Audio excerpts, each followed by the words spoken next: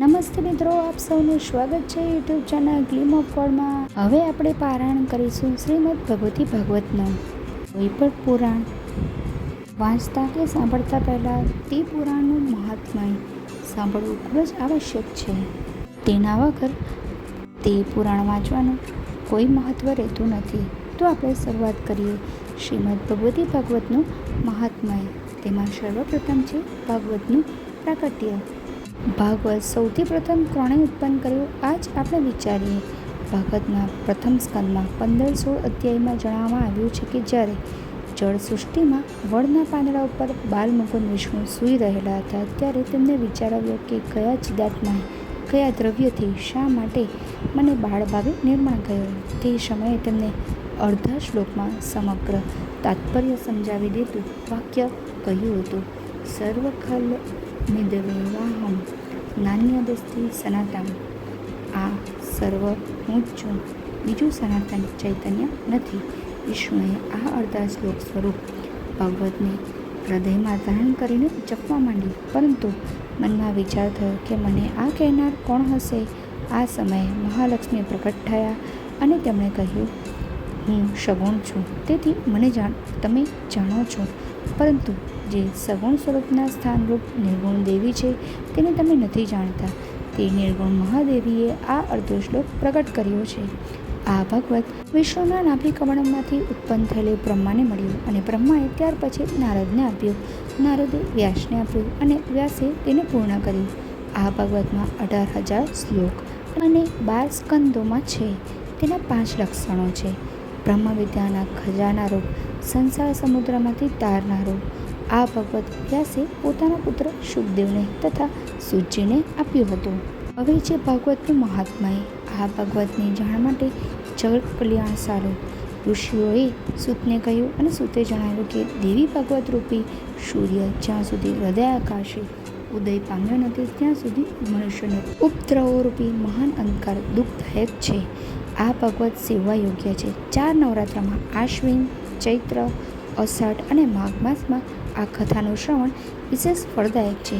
આ 9 દિવસના પ્રયોગને નવા યજ્ઞ કહેવામાં આવે છે, જે નવરાત્રિના પ્રથમ દિવસથી પ્રારંભ કરી નવમીએ પૂર્ણ કરે છે અને પછી ભાગવતનું પૂજન કરી બ્રાહ્મણોને આપે છે.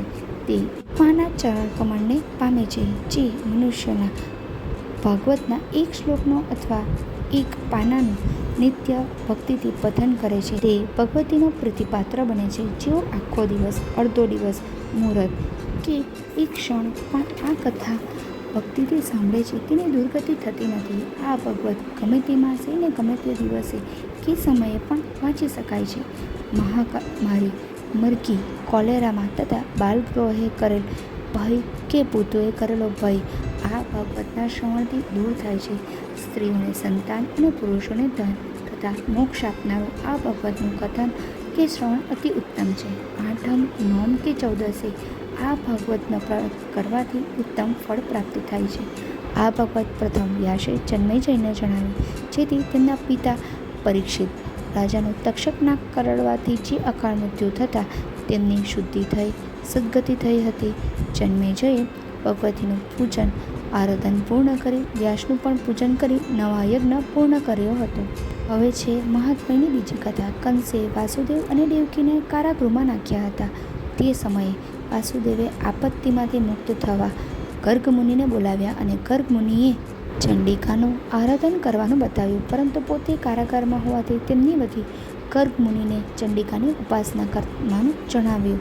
ગર્ગ મુનિ વિંધ્યાચળમાં જઈને ભગવતીની ઉપાસના કરવા લાગ્યા. ભગવતીએ પ્રસન્ન થઈને જણાવ્યું કે મેં પ્રેરણા કરેલ શ્રી હરિ દેવકીમાં અવતરશે. પછી વાસુદેવ તેમને ગોકુલમાં નંદને ઘેર પહોંચાડી દેશે. ત્યાં જન્મેલી યશોદાની કન્યાને કારાગારમાં લાવી કંસને આપશે. તે કન્યાને કંસ જેવી પૃથ્વી પર પછાડશે કે તેવી મારા અંશરૂપ તે કન્યા કંસના હાથમાંથી નીકળી જઈ દિવ્ય શરીર ધારણ કરી વિંધ્યાચળમાં સ્થિર થશે અને જગતનું રક્ષણ હિત કરશે. આ પ્રમાણે આકાશવાણી સાંભળી ગર્ગ મુનિ મથુરામાં આવી વાસુદેવને સાંત્વના આપી ગયા અને વ્રતના પ્રભાવે કરીને વાસુદેવની મુક્તિ થઈ હતી. અહીં આપણે 2 કથા પૂર્ણ થાય છે. બાકીની કથાઓ આપણે આવતીકાલે જોઈશું.